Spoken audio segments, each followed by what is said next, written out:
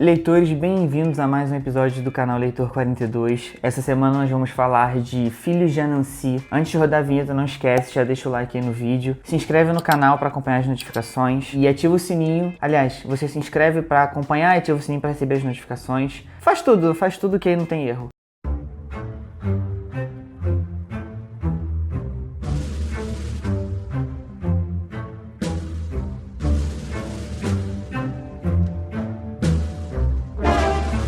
Bom, esse livro foi escrito pelo Neil Gaiman, sou muito fã dele, vocês sabem. Já falei aqui do Sandman. Eu pensei em falar do Deuses Americanos, né, que é o livro mais famoso dele. Como eu não tô tão empolgado com a série nova que tá rolando agora, eu decidi falar desse aqui, até porque eu não tinha lido esse ainda, e o Deus eu já li em 2011, então preferi ler uma novidade. Tá muito bonita essa edição da Intrínseca, né? Tanto o Deuses Americanos tá com uma identidade nova, vou ver se aparece aqui na tela, quanto o Lugar Nenhum. Eles fizeram esse aqui vermelho, aí o Deuses é azul, o Lugar Nenhum verde, todo mundo com a mesma identidade visual. Queria muito que eles fizessem o Oceano no Fim do Caminho e o Belas Maldições nesse design aqui, né? O problema é que eles não são da Intrínseca.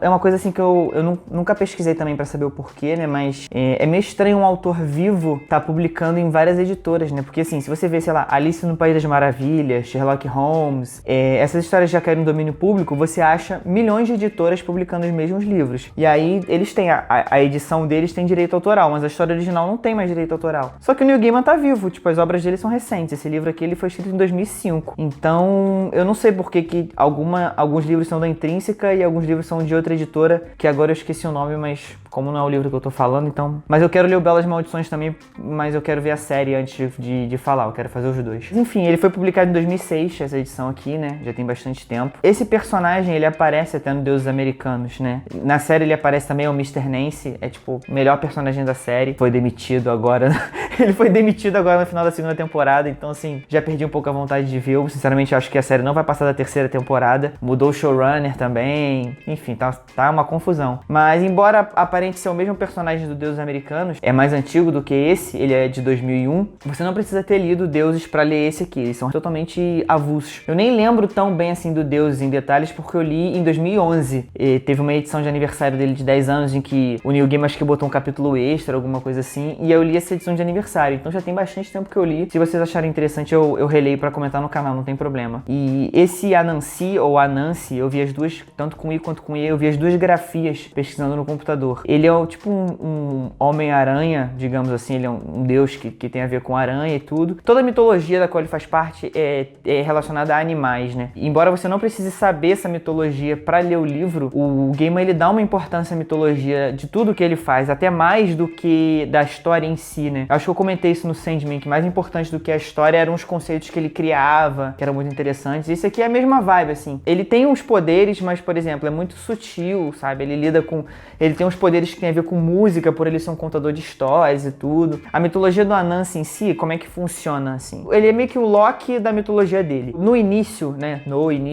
quando havia só o verbo, todas as histórias pertenciam a Niame, que é o deus do céu. E aí o Anansi pede pra ele pra comprar essas histórias, porque ele quer ter pra ele. E aí o Niame ele aceita, mas ele cobra um preço em 3 itens. O sebo, o leopardo de dentes terríveis. Mboro, os marimbondos que picam como fogo. E Moatia, a fada que nenhum homem viu. E aí, essa parte não tem no livro, eu dei uma pesquisada mesmo pra contar aqui pra vocês, assim, bem por alto. O Niame, ele cobra um preço que ele acreditava ser impossível de ser conseguido, assim. Só que o Anansi, ele usa da astúcia dele pra capturar essas 3 criaturas, né?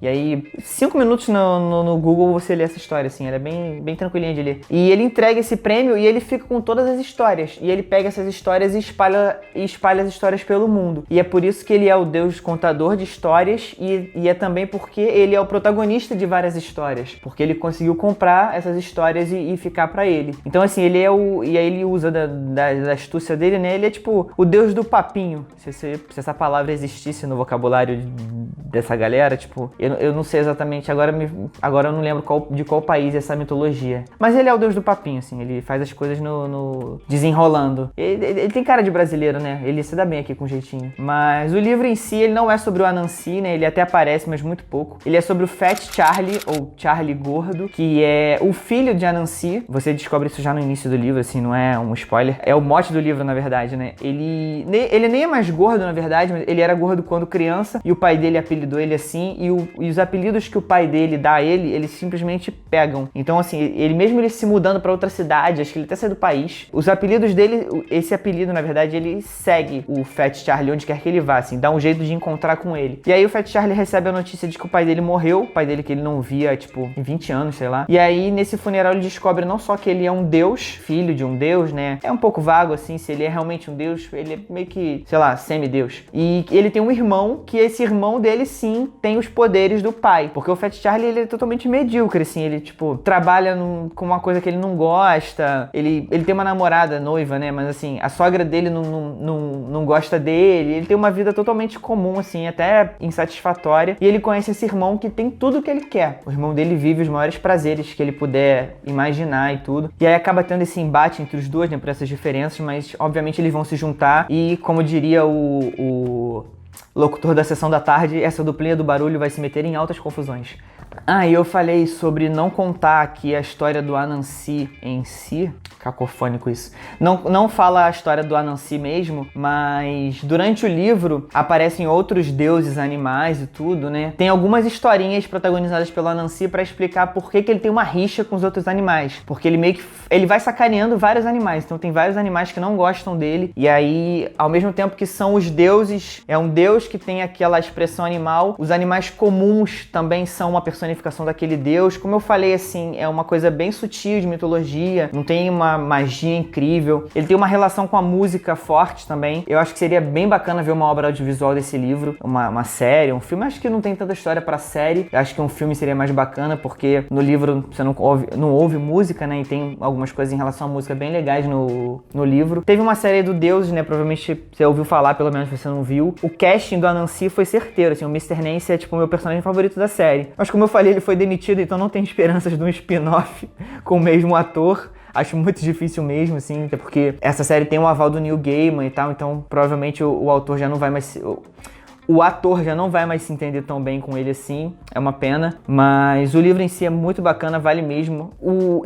Outra comparação, né, com o Deuses é uma história muito grande, é guerra entre deuses novos e antigos, isso vai mexer com o planeta inteiro e tudo. E essa aqui é uma aventura super local, quem fica em perigo, assim, é o Fat Charlie, a menina lá que ele gosta, e assim, é uma aventura bem pequena, apesar deles viajarem para algumas outras cidades e tudo, assim, o problema é só com eles mesmo, então... Eu acho bacana, às vezes, ler essa pegada menos épica. Embora fale sobre deuses, é uma coisa assim... É quase que um problema do cotidiano, só que de deuses. Então, nesse sentido, eu gostei bastante. São umas 400 páginas, né?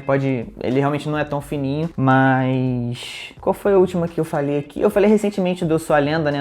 Não foi semana passada, mas eu falei recentemente que tinha, tipo, 200 páginas, é pequenininho. Esse aqui, assim, você lê quase tão rápido quanto e tem um ritmo muito bom. Eu até dei uma lida numa parte desse livro aqui, eu até li no Kindle. Vou ver se eu faço um vídeo aqui mostrando pra vocês o Kindlezinho novo que eu comprei. Eu comprei na Bienal, na verdade, mas acho que eu nem comentei aqui ainda. Você nem sente, assim, lê muito rápido mesmo, tá recomendadíssimo. Lembrando que você não precisa ter lido Deuses pra ter lido esse, mas ler é bom também. Quem sabe a gente fala do Neil Gaiman mais aqui. Espero que vocês tenham gostado e a gente se vê semana que vem.